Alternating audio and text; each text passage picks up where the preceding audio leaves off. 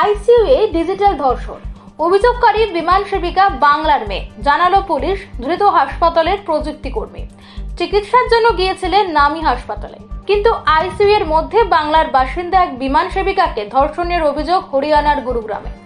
অবশেষে ওই ঘটনায় মূল অভিযুক্তকে গ্রেপ্তার করেছে পুলিশ। জানা গিয়েছে, হাসপাতালের সিসিটিভি ফুটেজে দেখে ডিজিটাল ধর্ষণে অভিযুক্ত হাসপাতালের এক কর্মীকে পাকড়াও করেছে পুলিশ।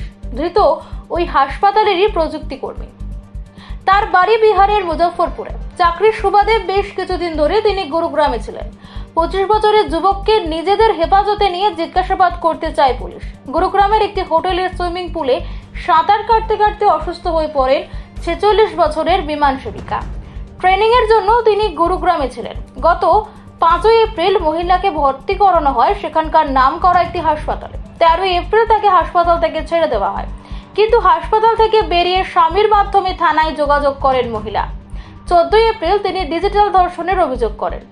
নির্যাতিতা জানান, ওই হাসপাতালের কয়েকজন কর্মী আইসিইউ কেবিনে তাকে যৌন নির্যাতন করেছেন।